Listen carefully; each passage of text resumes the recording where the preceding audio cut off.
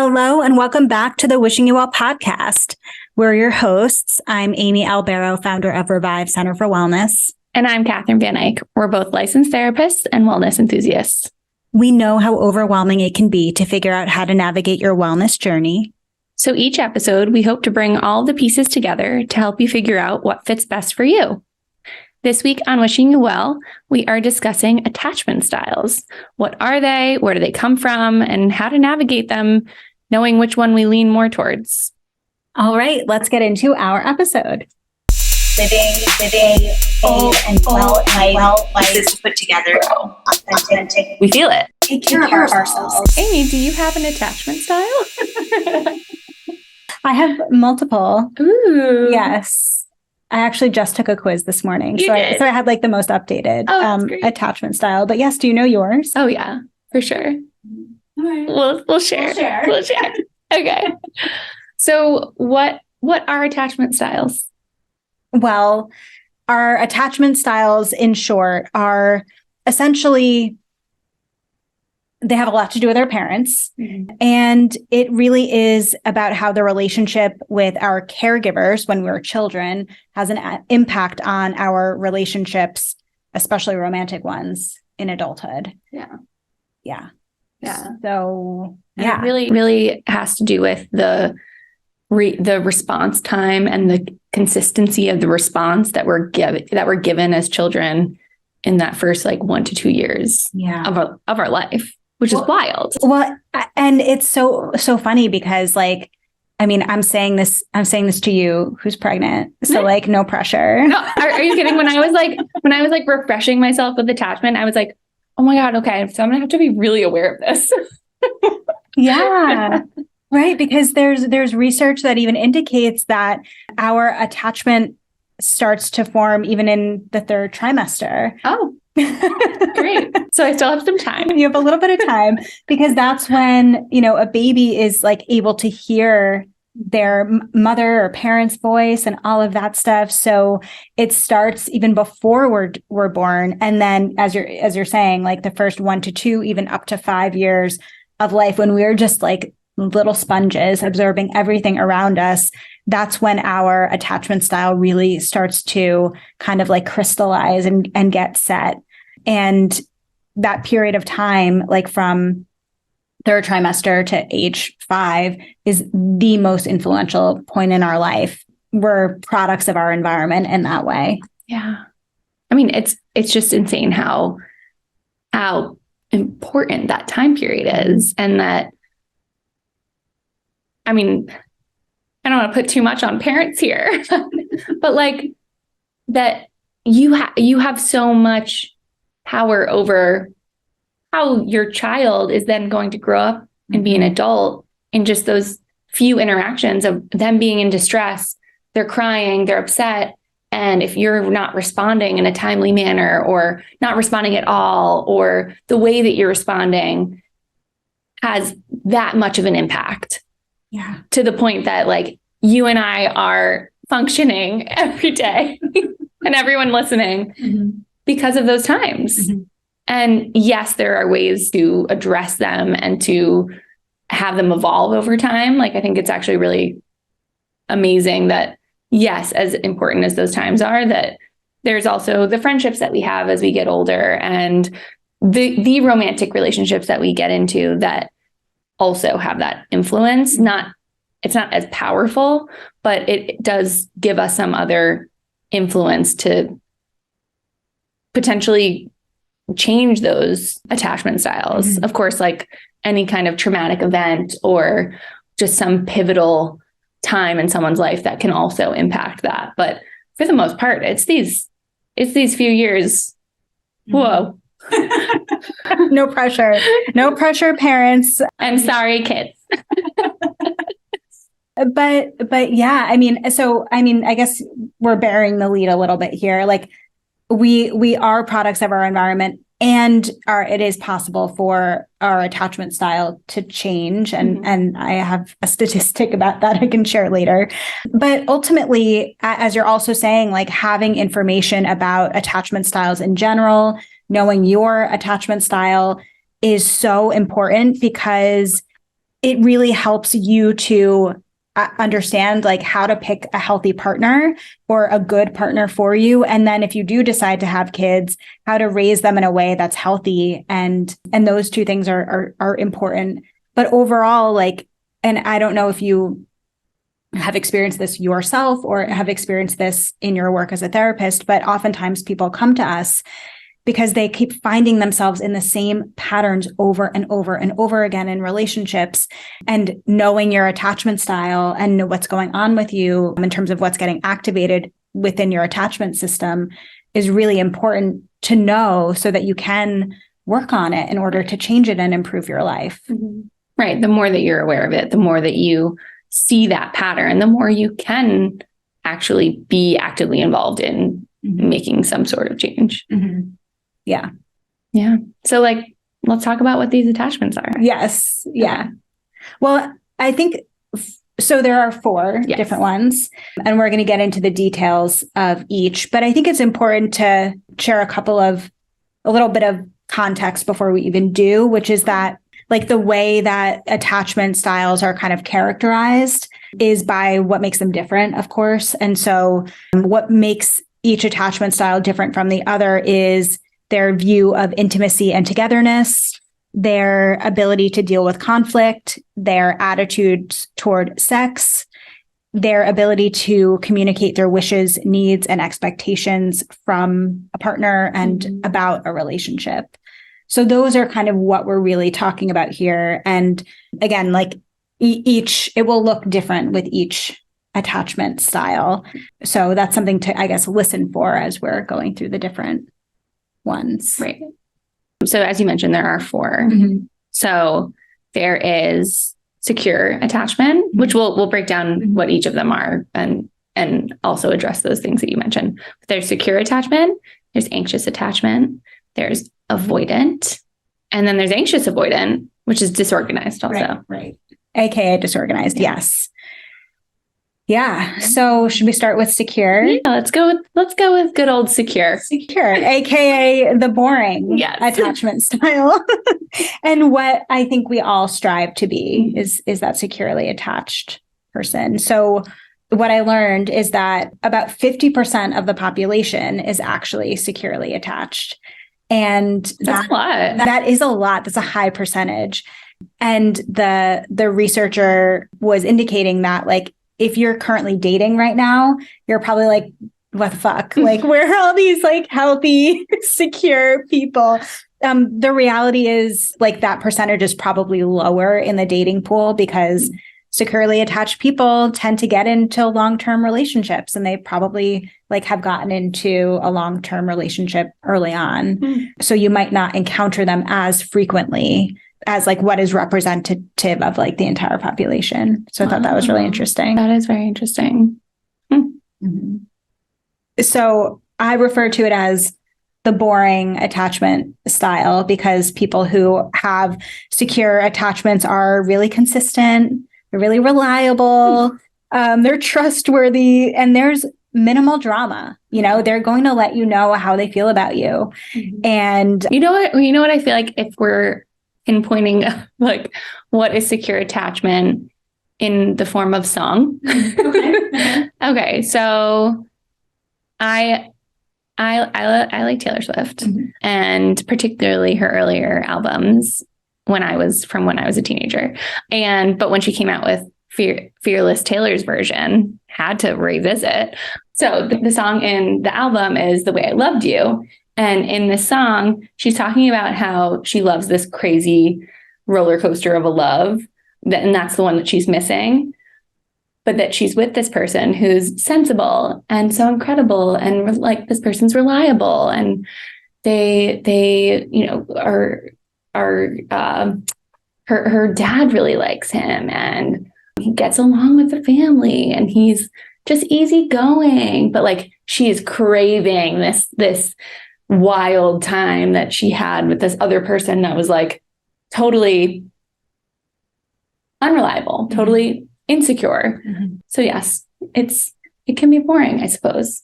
But sometimes people aren't looking at are looking at it as boring. And that can be a problem because they're just seeing it as, oh, this is just like stable and comfortable. But like, shouldn't I be uncomfortable in some ways? Like, shouldn't I, like, there's a lot of doubt that comes along with someone being too secure. Right.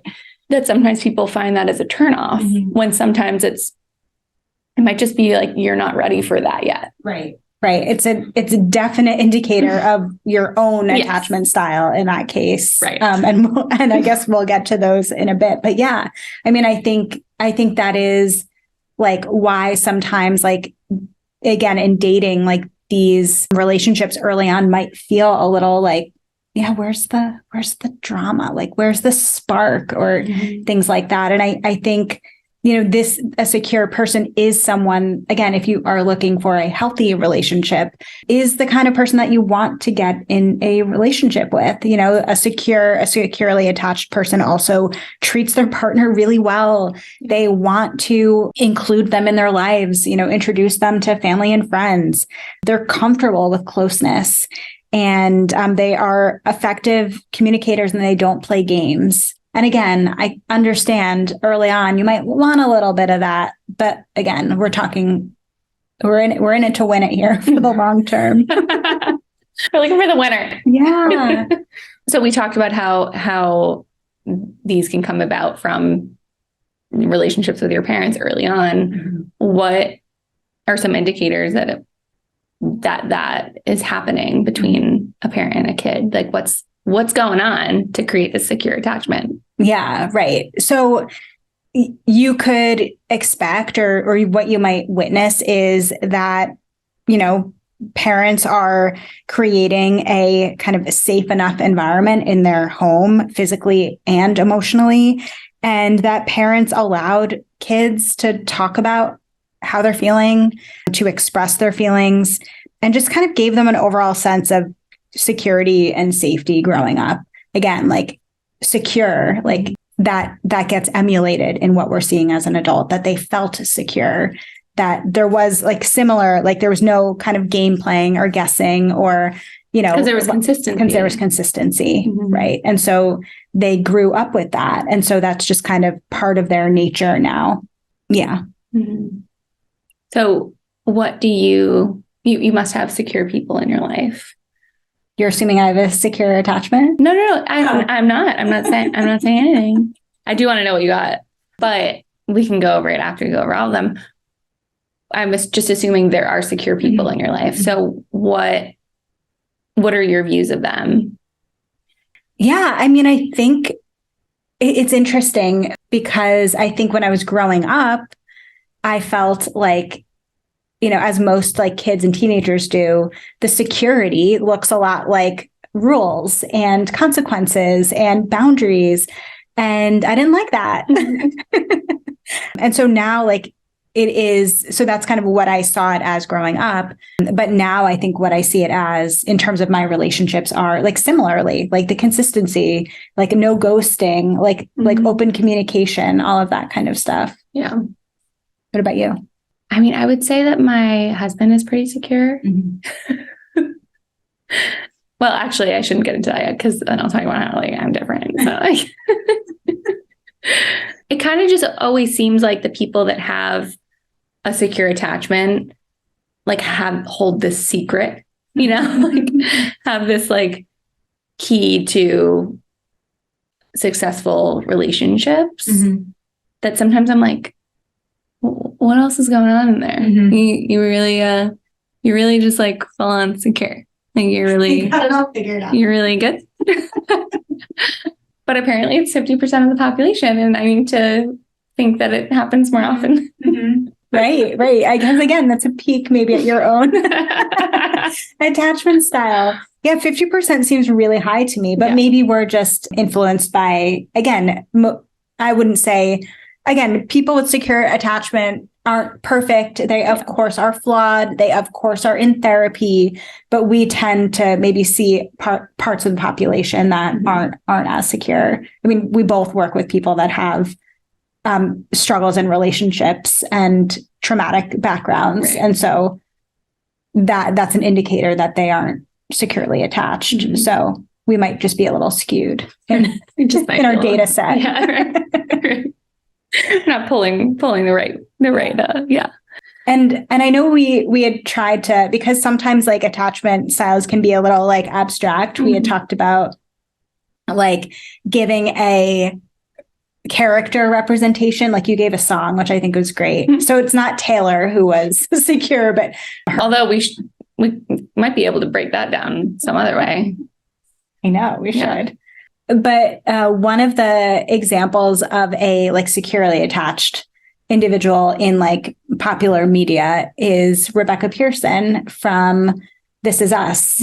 And which is interesting because we learn a little bit about her upbringing, and it wasn't all roses and sunshine, but it was good enough. And I think that's, again, to all the parents out there, like that is also what matters, like being a quote unquote good enough parent, that counts. And so it was good enough to get her to a place where she was able to feel so steady and so secure in her marriage, despite that being shaky at times, with her kids also shaky at times. She was such the anchor for her family. She was very, very securely attached. And I was going to say,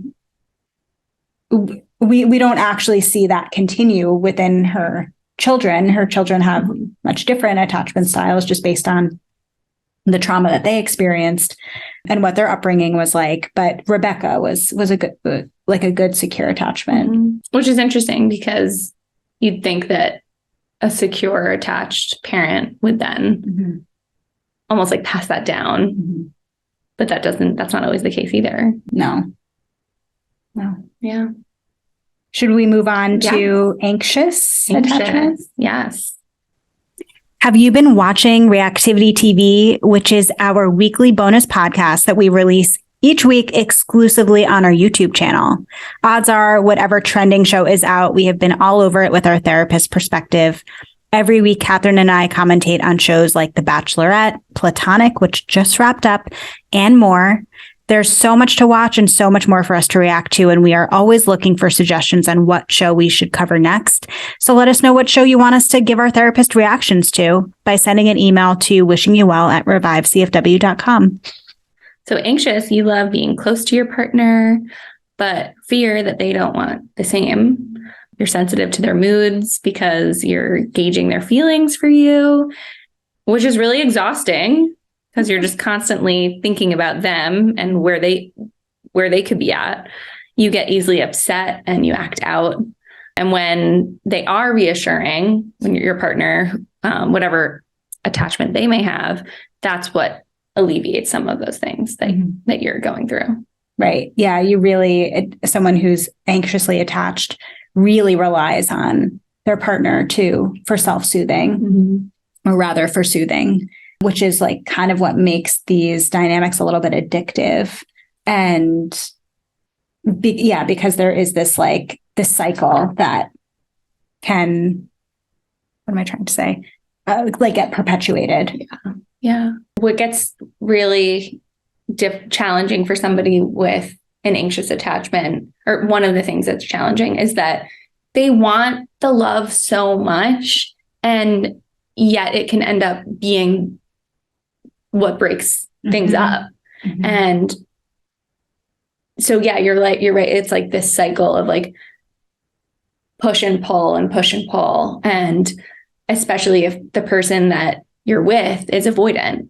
So that's quite the combination here. And we can talk about some combinations later, but if you're constantly feeling that need to get that reassurance, and if you are in just wondering all the time about how this person feels about you, it's bound to affect the relationship. Yes. Yeah. Negatively. Right. And I think what you're saying is like the motivation is really important here. It's like the need to be connected and to be reassured, because you're so fearful that that person is going to leave.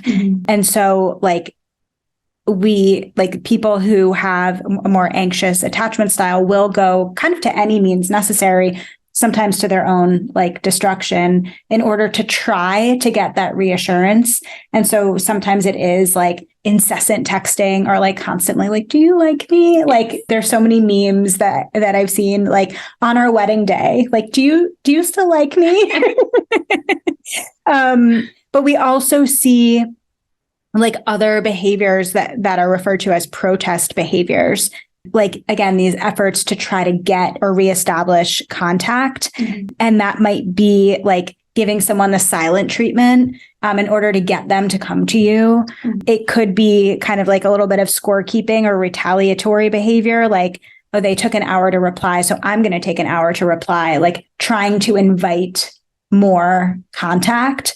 And like it could be a little bit of manipulation at times, again, just as a way to get that need met of just like, tell me you like me. So a couple of things that I think are relevant here that like we're talking about attachment styles and where they come from, you know, how they were parented and what their upbringing is. And so oftentimes people who have an anxious attachment style have experienced a lot of inconsistency in their upbringing, that they didn't necessarily have, you know, that secure parent, or, you know, maybe they were in a single parent household, or maybe just parents were really busy, or there was a lot going on. Like there was a little bit more independence in terms of how they were raised, like these like free range kids or latchkey kids. Parents were just generally less available. Like, and so what we see in adulthood is that there is this maybe search for consistency, but a lot of times like end up in relationships that give you inconsistency that you were used to. And it feels quote unquote normal or comfortable to your particular attachment system. And I feel like we see that a lot in our work of like just kind of repeating a pattern that is comfortably uncomfortable.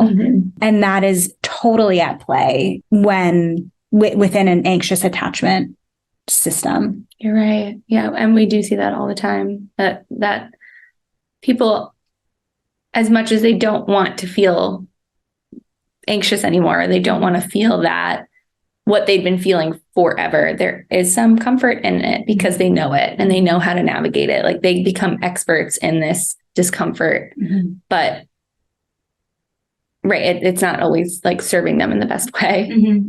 Right. And so even if they meet this gem of like a secure, attached individual, it might almost create more anxiety for them. And that sometimes these more chaotic, these like maybe if they pair up with an avoidant person, it does kind of perpetuate this like dynamic of, you know, like, do you still love me? And them pulling away. Like it just keeps it going. So it's definitely something to kind of look at and think about. If you feel like you are in a cycle where you are not as comfortable being comfortable. Right. So a good example of an anxiously attached person that had come to mind was Ross from Friends when he so anxious when he was with Rachel. Yeah. What did you see from him that made you say that, like, so anxious? I mean, it really started to come about when Rachel started to do more for herself, when she wasn't as available to him, when she got a different job, when she started working in fashion, and she like literally was busy, and he couldn't wrap his head around that. He couldn't understand how Rachel could put something above their relationship. And so it came out in all these jealous ways where he, you know, sent that that doo-wop kind of group. Singing telegram. Yeah, that singing telegram to her. He tried to show up at work with lunch. He just kept trying to get that reassurance from her that everything was good between them.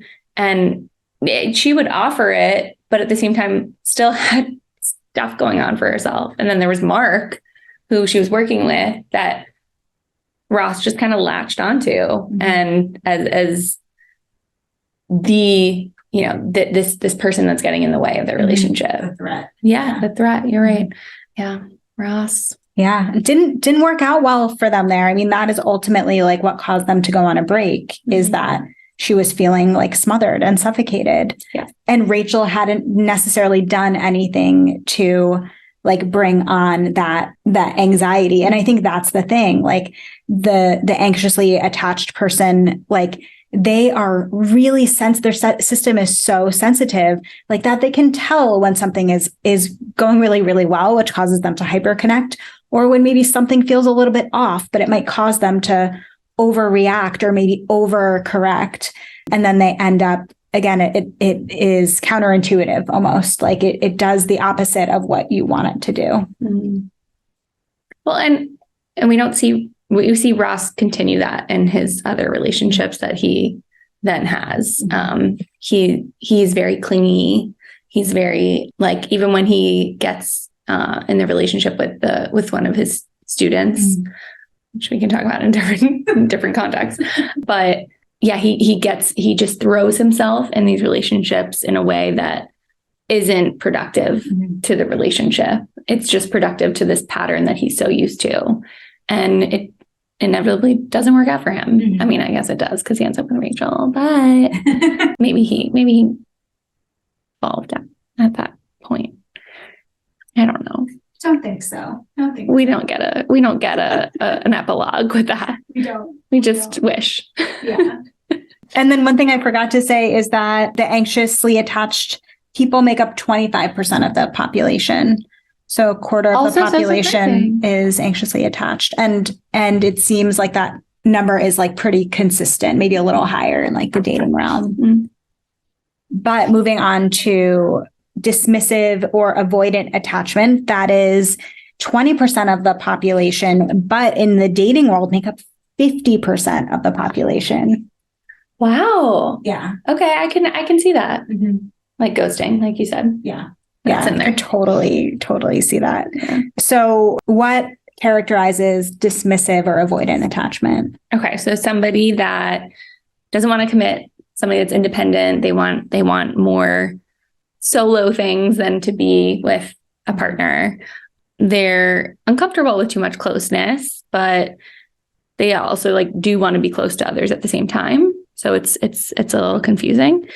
They don't open up easily, and they're if they are involved in a relationship, then they're probably distant, or their partner is probably complaining that they're too distant too often. And if you are in a relationship, then you're worried about like losing that independence and your partner like almost having too much control in the relationship. Right. And I think that's why people who are more avoidant in their attachment style tend to be in and out of relationships like pretty frequently or quickly, because that the closeness is to be avoided. That is the thing that they are avoiding, is the closeness, is the intimacy, is the vulnerability. Like that is something that is really like threatening or activating to like their attachment system. And like you're saying, like they do tend to like really want to hold on to their independence. And so they do tend to push people away when it starts to feel like too close, in order to like protect themselves or like calm their attachment system, which of course like has the opposite effect for their partner, especially if they're with an anxious person. But like an avoidant attachment person might like do anything or say anything they can to push someone away. They might focus on imperfections or like compare you to like an ex or something like that. They might like flirt with people in front of you to like bring about insecurity in the relationship, or maybe cause you to want to end a relationship with you. They might not say, "I love you," even though you've said it. Ooh. So what's like a good example of that? I mean, I feel like there's so many and everywhere. The person that came to mind was Laura Gilmore in this. Yeah. She's so avoidant of intimacy and closeness. And we see that through, I mean, so many of her relationships. Carrie Bradshaw Another great example of someone who is just avoidant, like cannot handle or tolerate closeness. She gets engaged and wears the engagement ring around her neck, like just cannot tolerate the closeness. I don't know. No, those are great examples. I mean, the moment you said the I love you thing, I mean, I just ended watching Gossip Girl, which like took way too long, but Blair and Chuck. Oh, yeah. Right. Yeah. They're both probably avoidant Both there. Mm-hmm. Yeah. And it makes sense. I mean, like if we think about upbringings, you know, the parent of a dismissive or avoidant attachment individual was also avoidant. And so what the child then internalizes is that they can't rely on a parent for security and safety. So they need to be independent, and they learn that they like only can and only should rely on themselves. Like this idea of like, I don't need anyone. And that's why like getting close is so kind of scary to like think about giving away some of that independence or maybe becoming dependent on someone is so friggin' scary. Yeah. Also, they didn't really see the proper way to communicate as a child. So they tend to be really like difficult to communicate with, or they struggle with communication as an adult. And they tend to like have a pretty tough exterior. They might be like a little bit prickly, or maybe they're experienced as maybe abrasive. They tend to really push people away. So they, again, all of that like armor that they have on, again, to like keep themselves protected and safe and independent, they are working overtime, or their subconscious, I guess, is working overtime to keep them feeling safe. Right. I mean, I feel like people think of these people as like flighty or like you never know where they are. They're just kind of everywhere and nowhere all at once. Yeah. So when we're describing these people, like we're saying like these are like the extremes of each of them. Right. Well, and I think that's the other thing. I kind of alluded to it at the beginning, but didn't explain it. You asked me if I knew what my if I had an attachment style, and I said, yeah, I have several. Yeah. And that's the important thing to remember before we even get into this last one, is that like attachment styles exist on a spectrum, and that we all have a percentage of each. So we all are, you know, anxious, secure, avoidant, and disorganized. It's just like, what is our predominant attachment style? That's the one that we really want to be paying attention to. Right. Yeah. So how about this last one? How about disorganized? Disorganized, aka fearful avoidant, actually emerged as an attachment style 10 years after the original three. And it's because like the reason it's referred to as disorganized is it doesn't really have a pattern. It doesn't really fall into a pattern like the others do. And this one only shows up in about 3.5% of the population. So it's not very many. Right. And people who typically have fearful avoidant or disorganized attachment usually come from more extreme situations growing up, whether maybe they were in foster care or they were adopted, they experienced abuse, maybe they had parents that had a substance use issue. So things were really, really unpredictable, maybe unsafe, maybe more chaotic at home. And that's why this is so complex, because there are so many factors that lead to how a person develops, and therefore someone can't really fit into a clean, I'm using air quotes, pattern. So like these individuals tend to have both anxious and avoidant traits. So they're like, unlike the avoidant attachment person who's like, I don't need anybody, this more disorganized person knows that they need somebody. Like they inherently know that they need a partner still, that they need love, but they feel really anxious about that, and really insecure. So they might run away physically or mentally or emotionally when intimacy gets too much for them. So it's a little combo of the last two we talked about. And it's only 3.5% of the population. That's so interesting. Yeah. I wonder, I need to check when these percentages were, like when the last study was done, because it feels like it should be higher, just given just what's been going on in the world, even in the last I don't know, 10 years. Right. So I'd be curious to like see an updated study, because my suspicion is that this number is much higher than 3 to 5%. No, that would be so interesting, because you're right. I think that there's so much societal influence and like, what are the norms? Like, what's going on that might sway us a certain way, that like could almost like morph someone from an anxious attachment into this of anxious avoidant as they, like as they get older, as they're exposed to more. Yeah. And, an example of a disorganized attached person is Will from Good Will Hunting. Wow. Great call. Yeah. Yeah. I wish I could take credit for that. Google told me so, but it tracks.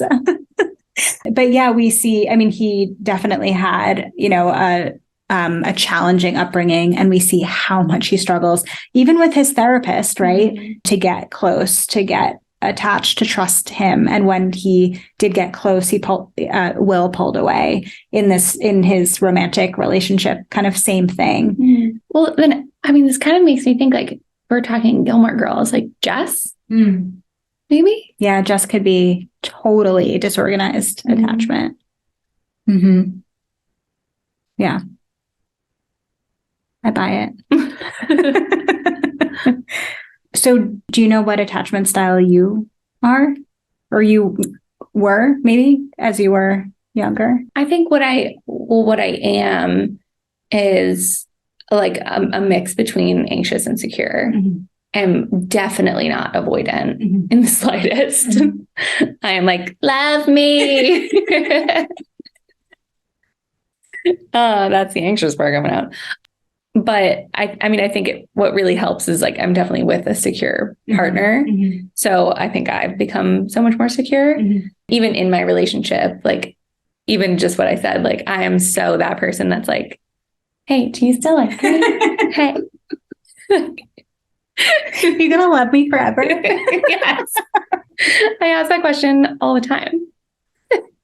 But like, what I kind of connect it to is like, it's more of like, if certain parts of like my love languages aren't being met, then I seek out that reassurance in an anxious attachment. So I think like, so long as those other things are being fulfilled, like these cups are filled up with like all of those love languages, then I'm secure. But that's not always the case. And so if like, that's a good sign for me, honestly, if like I do feel like the questioning of like, does he still like me? Is he gonna love me forever? Then like, that's a good check for me to be like, oh, actually, like, we haven't spent a lot of time together recently. And that's really what I need. So it's something for me to be aware of. Yeah. But that's just like something that I've learned over time. And that's not something we're all always doing. Yeah.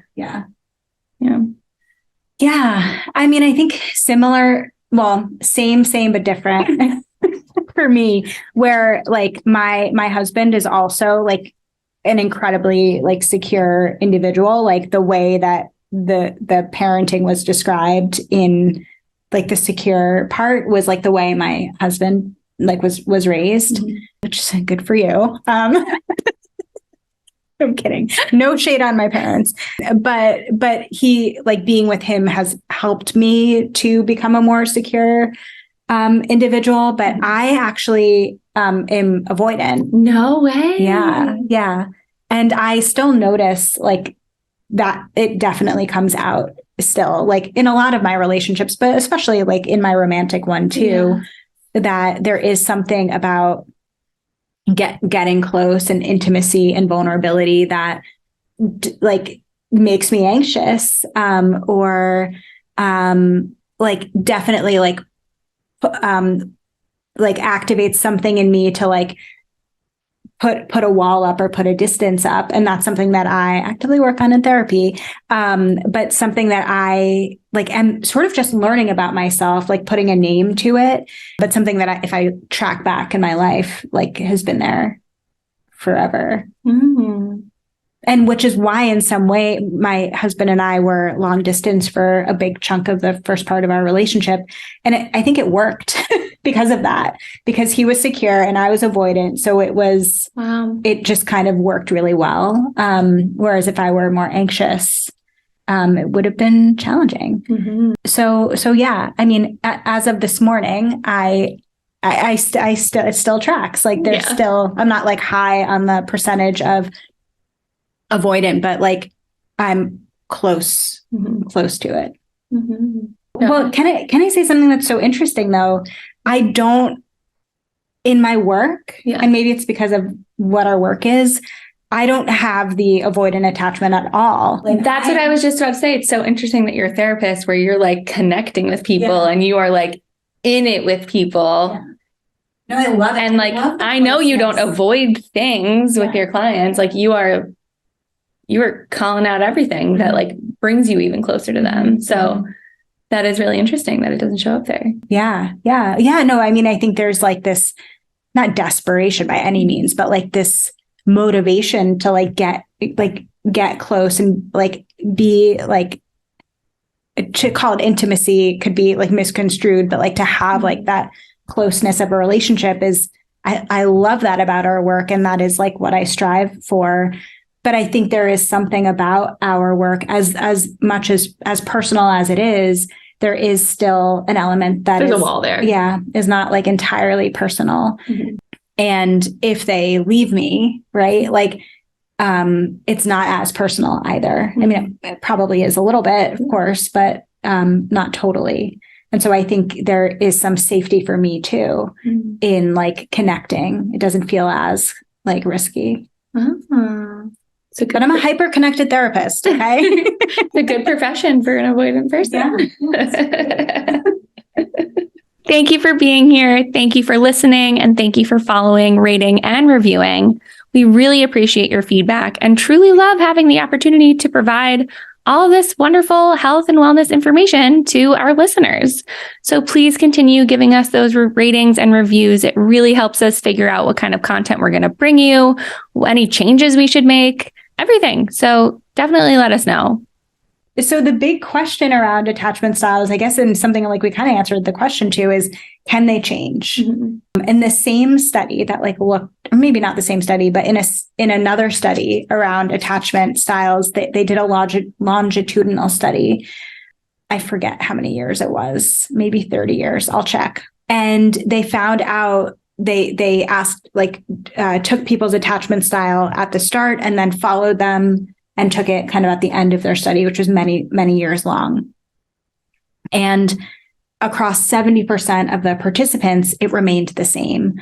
For only 30% of the population that they studied, it changed. And a lot of the findings indicated that, like, okay, a big reason that attachment styles don't change is because people don't even know what they are and they're not actively working on them. Mm-hmm. So that could contribute to them not improving. But like to really focus on the 30% of the population that did have a change, again, they still might have not known about attachment styles, but they had life experiences and other relationships that helped to change their attachment style. And so I thought that could be something that we like talk a little bit about is while we are products of our environment, so how can we cultivate an environment that helps us grow toward a secure attachment? And you had said, and I had said, like, we each have at least one individual in our life that is secure, that helps us to be more secure. And so I think it is thinking about who your influences are. We can't pick our parents, right? Mm-hmm. But we can pick, especially as adults, like the people who are in our life. We can curate our life in that way to ensure that we are surrounding ourselves with healthy and secure people so that we can be more secure. Yeah. Well, and I think like that first step then is to be aware of what styles are around you, whether that is just your partner or your friends, that the more you understand their style, the more you can work with that. Mm-hmm. Mm-hmm. Right. All right. So we're saying attachment style can change. And like, we've just kind of gotten to the tip of the iceberg on attachment styles, just kind of like breaking down each one. But we want to come back and do kind of a part 2 of, I know my attachment style. Now what? What do I do with this information? How can I use it to kind of empower me or inform me better in relationships? So we'll be back with more for there, but know that you can change your attachment style. You're not stuck. Well, I'm excited to get into that a little bit more. Mm-hmm. Yeah. Cool. So let's talk about self-care. Yes. Are you ordering an appetizer, a main course, a dessert, or a 3-course meal? I'm thinking about that. So I have been like really struggling lately. I feel like I've been saying that like every week. Yeah. Can you stop? I know. Can I like get it together? Yeah. I don't know. Like so this is sort of embarrassing to say again as a therapist, but I've been feeling very like tired and run down, and I'd been thinking that I was like maybe just sick. But if that's the case, I've been sick for like a month, which I don't think is the case. And so I was thinking about it a lot, and I was noticing that I've been like very restricted in my feelings. Like I haven't been feeling my feelings. And so I've been trying to, I guess I'm ordering a main course off the menu this week, which is to do that, like to try to feel my feelings. Like I feel like I'm blocked. Do you ever have that sense of like you need to cry, but like you just can't get it? And I'm not like particularly sad about anything or like mad or anything. I just feel overwhelmed, maybe. Totally that. But I feel like I need a release in like a cathartic way that I just like can't get to. And so I need to like schedule some time to like actually feel my feelings. And maybe that's like through journaling. Maybe I'm going to try to like get at them through some like emotional medium, like a sad show or You're going to therapy this week? Oh yeah, twice this week. Great. Good. But that's kind of what we've been talking about. And it's funny because I still have this damn sty in my eye. And we were kind of like talking about that as a metaphor that she was saying, like, you're really kind of like blocked up there. And I had said to her that what my eye doctor told me, which was so perfect and kind of like ironic, is the reason I have this sty is because my eyes aren't producing enough tears. So like I need to cry. Wow. Isn't that nuts? Wow. Yeah. So all right, I'm ready. Go. I know, just like, can you like do something? Tell me a sad story. You're Cameron Diaz in the holidays. That's what it feels like. Maybe I just need to, go to London and meet a single dad. Just Jude Law. But anyway, so that's kind of what I'm ordering, because I feel like it's the weight and the heaviness of like this emotion that I can't get to, that is like just weighing me down and making me feel tired. So I mean, thank you. That's just such an honest self-care admittance. Try to keep it real here. Yeah. See, I do try to be vulnerable, even though I'm avoidant. The secure you. The secure part of me, yes. Oh. But what about you? Was that you being avoidant? Just polite. There's the difference. So I really feel like my self-care this week has been like bookended with really exciting things. Like last weekend, I know I told you this already, but like last weekend it was like very social filled. And like, I feel like I filled up my social bucket every single day of the weekend, almost like to a point where I was like, this is a lot. Mm-hmm. This isn't what I'm used to. But like for what it was, and like, especially now where I am at this point, middle of the week, I'm like, that was lovely. And I'm so happy I had that weekend to do that. And then this coming weekend, I am celebrating my anniversary with my husband. And so there's like another exciting thing on the horizon. So it's like, I have these nice self-care bookends where it was like quality time with the people in my life. Ooh, talking about quality time again, clearly need it. But I didn't want to ignore, the 5 other days in between that it's clearly important to keep up with some sort of self-care. I'm not just relying on being a weekend warrior of self-care. Mm-hmm. So I'm just thinking of all of the all of the appetizers that I'm fueling myself with. And those things are the same habits that I've been talking about on this podcast forever now, that like those seem to be really in place. And that's just really, that's just really nurturing me. Mm-hmm.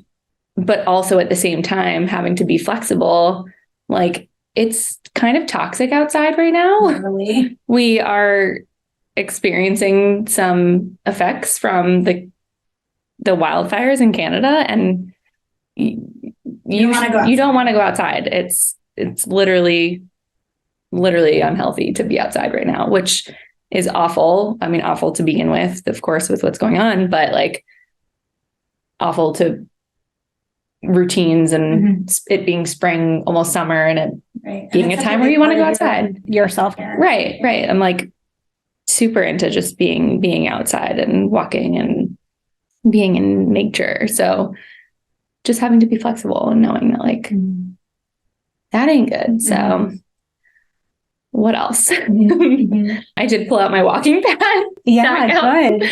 So I actually plan to go home and walk on that, because I didn't go outside and walk today. But other things is just like kind of thinking about what I would do if it was freezing outside and didn't want to go outside. Right. Yeah. Oh, yeah. Being adaptable. Yes. Totally. And yeah, making sure that you're not just having like treats as self-care, because it's nice, but it's also like not always going to happen. So I love that you're keeping your habits. Yes. That's great. Well, we hope that you are checking in with your self-care menu each week right along with us as well. As you can see each week with us, like it changes and it's not always perfect. So we're there with you on that too. But if you've made it to this part of our episode, we just want to thank you for following along, for listening, for rating, giving us those reviews and follows on Spotify and Apple Podcasts. If you felt like this episode was helpful to you and might be helpful to someone else, make sure you share it with a friend. That really helps us, as well as those ratings and reviews. Also, don't forget to check out our YouTube channel, Revive Center for Wellness, where you can get our bonus podcast, Reactivity TV, as well as so much other wellness content. And you can follow us on Instagram at ReviveCFW, Catherine at Catherine Van Eyck, me at Amy Albero LCSW. You can check out our website, revivecfw.com, and send us emails to wishingyouvell@revivecfw.com. Until next time, we are wishing you well.